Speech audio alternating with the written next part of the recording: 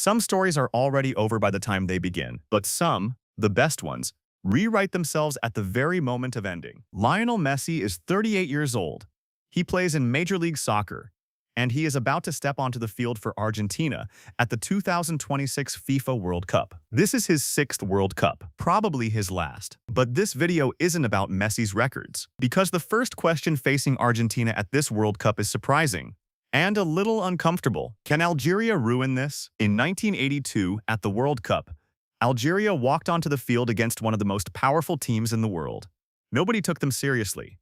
What happened next went down in history. And now, 44 years later, the same question returns. Different squad, different World Cup, same question. Can Algeria do it again? Stay with me. Because by the end of this video, you won't just understand the Argentina-Algeria match. You'll understand Messi's legacy, the real state of Argentina, and the most dangerous hidden weapon of this tournament. At the 1982 FIFA World Cup in Spain, Algeria created one of the biggest upsets in World Cup history. They beat West Germany 2-1, shocking the entire world. Lakhdar Belhoumi, one of the most gifted African footballers of his era, changed the game single-handedly. But the story didn't end there. Algeria won their second group match too. Mathematically, they had enough points to advance. But in the final group game, West Germany and Austria calculated that a 1-0 score would send both teams through, and effectively stopped playing after 10 minutes. It entered history as the disgrace of Gijón, and from that day forward, all World Cup group matches have been played simultaneously, a rule that exists specifically because of what Algeria experienced that day. Does Algeria see this World Cup as a chance to settle a score? Keep that question in mind. Now let me make an NBA comparison. LeBron James is still on the court at 40. Nobody's surprised anymore, because LeBron spent years proving that age is just a number. Michael Jordan's last championship came at 35. Kobe Bryant's final season was at 37. Achilles torn, both legs barely working. But he was there, on the floor, scoring 60 points in his last game. Messi belongs in that conversation. 6 World Cups, 98 international goals, 2022 World Cup champion. In Qatar 2022, at the peak of Messi's career, Argentina became champions. That moment, Messi lifting the trophy, was the soccer equivalent of Jordan's last shot in Utah. The moment every great career builds toward. But what do you do after you win that trophy? You go to MLS, you go to Inter Miami, and everyone says retirement tour. Messi doesn't see it that way. So what can a 38-year-old Messi playing in MLS actually offer at the 2026 World Cup? Physically, he's not the 2019 version. He can't cover ground the way he did. He doesn't press high anymore. But game reading, positioning, solving tight situations with a single touch, none of that has diminished. If anything, the intelligence has grown as the athleticism has faded. Argentina's plan is simple. Protect Messi in the group stage. Conserve energy. Unleash him in the knockouts. Does that plan work against Algeria? That's exactly what we're here to find out. Now let's look at the real state of Argentina. Reigning world champions. 2022 title holders. Favorites on paper, but this Argentina squad has real problems, and they're worth understanding before you assume this is a walkover. Let's start with the strengths. Messi is still there, and against a defensive team like Algeria, his ability to create something out of nothing in tight spaces remains elite. You don't need to watch him for 90 minutes to feel his presence. One moment, one pass, one movement nobody else saw coming. That's all it takes. Julian Alvarez. The striker, Atletico Madrid, values at 500 million euros. Physical, mobile, relentless. Probably the most important player in this match who isn't named Messi. He presses, he runs, he finishes. He's the engine that keeps Argentina functioning when the genius needs to rest. Enzo Fernandez, Chelsea's most expensive signing. Argentina's primary playmaker in central midfield. The player responsible for making the system breathe. Now the weaknesses. And this is where it gets uncomfortable. The preparation has been, to put it kindly, a disaster. Argentina's last serious match? September 2025. Away at Ecuador, lost 1-0, 0 shots on target. Otamendi sent off. Since then, Venezuela, Puerto Rico, Honduras, Iceland, Angola, Mauritania, Zambia. These aren't preparation matches. This is a Harlem Globetrotters tour. Unlike virtually every other major team heading into this World Cup, Argentina has not been tested under real pressure in almost a year. And then there's the squad itself. 38-year-old Nicolas Otamendi is still expected to start at center-back. Lisandro Martinez beside him, talented but coming off an injury-interrupted season. Di Maria is gone. Angel Di Maria retired from international football in 2024, and that departure has followed Argentina like a curse ever since.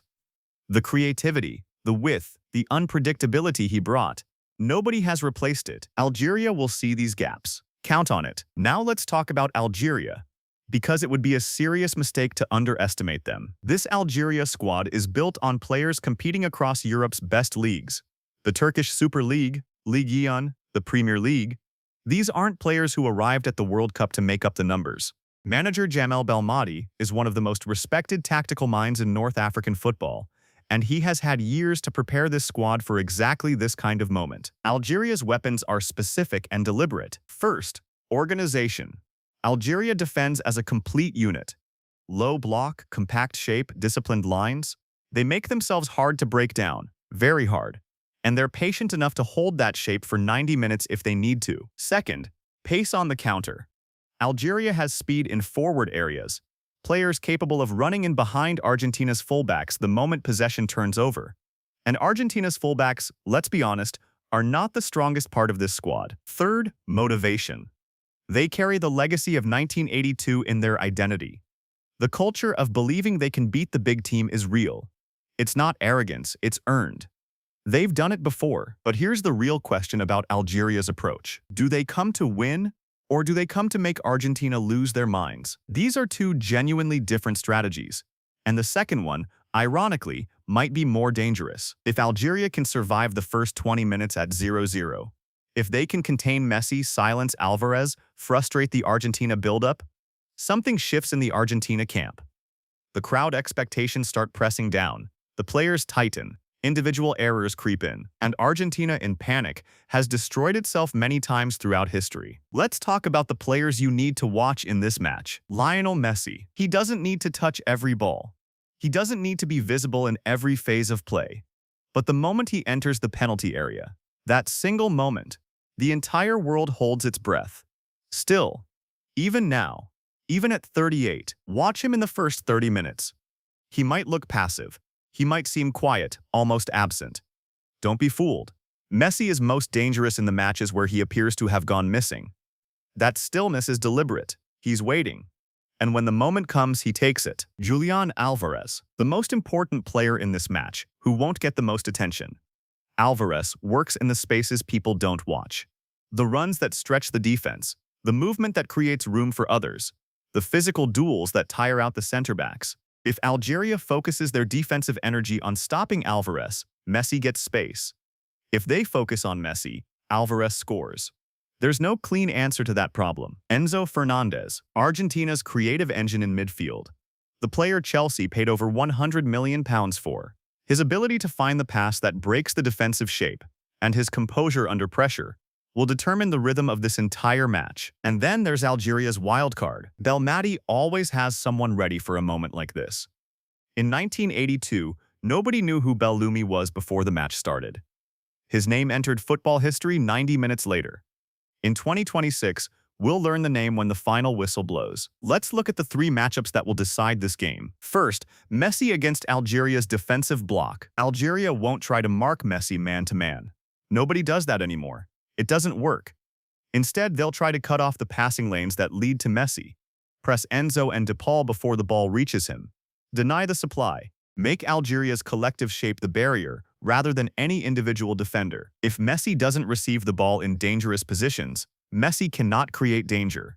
That is Algeria's entire defensive plan in a single sentence. Second, Alvarez against Algeria's center-back partnership. Alvarez disrupts defenders in ways that are difficult to prepare for. His run lines are intelligent, his timing is sharp, and his physicality in the penalty area is underrated. Can Algeria's central defense manage 90 minutes against this specific kind of pressure? Third, Enzo Fernandez against Algeria's midfield press. If Algeria wins the pressing battle in central midfield, if they can force Enzo into hurried decisions, win second balls, prevent Argentina from building with control, the entire attacking cycle breaks down. This is the invisible battle that will determine the visible result. Let's talk honestly about how far Argentina can realistically go in this tournament. Group stage, they're expected to advance. But this Algeria match matters more than it should on paper. A slip here doesn't end Argentina. The expanded 48-team format provides some insurance, but it creates unnecessary pressure heading into the knockouts. Round of 32. Argentina are favorites against virtually any opponent at this stage. The quality gap is simply too large. Round of 16. This is where Messi historically turns up. Knockout football, existential pressure, one match to survive. That environment has consistently brought out his best performances at World Cups. Quarterfinals, the potential collision with France or Spain. The match where Argentina's preparation deficit and squad depth questions become real. This is the genuine test. The final, possible. But this Argentina squad is not as complete as 2022. Di Maria is gone. Otamendi is 38. The preparation has been inadequate by the standards of a team trying to win a second consecutive World Cup. Argentina winning this tournament would not be a miracle, but it is not guaranteed. And the gap between those two things is exactly where Algeria lives. Let me come back to Messi. There's a moment in the NBA that everyone who watched it carries with them. Kobe Bryant's last game. Los Angeles Lakers, April 2016, Achilles torn, body broken down, the last night of a legendary career. And Kobe scored 60 points. 60 points on the last night of his career. Nobody could have written that script. Not even Kobe. But he lived it anyway. Because at some level, the great ones always find a way to write the ending they deserve. Can Messi have his Kobe moment in 2026? We don't know. What we do know is this. Messi enters this tournament as a World Cup winner. He completed in 2022 everything that had been missing from his career. He has nothing left to prove to anyone, and maybe, just maybe, that is what makes him more dangerous than he has ever been. A Messi with nothing to prove. No burden, no unfinished business. No ghost following him around a tournament. Just a player who loves this game, wearing his country's shirt, in what might be the last time he ever does. That is the most frightening Messi of all. Argentina versus Algeria. 2026 FIFA World Cup group stage. Predicted score, Argentina 2, Algeria 0. The key turning point, the first goal. If Argentina score in the first 30 minutes, the match is effectively decided. If they don't, if Algeria make it to halftime at 0-0, this game becomes genuinely dangerous. The crowd expectations shift, the pressure compounds, and Algeria, who have been waiting for exactly that kind of moment, will not waste it. The standout player, Julian Alvarez. Not Messi. Alvarez will work as an invisible force throughout this match.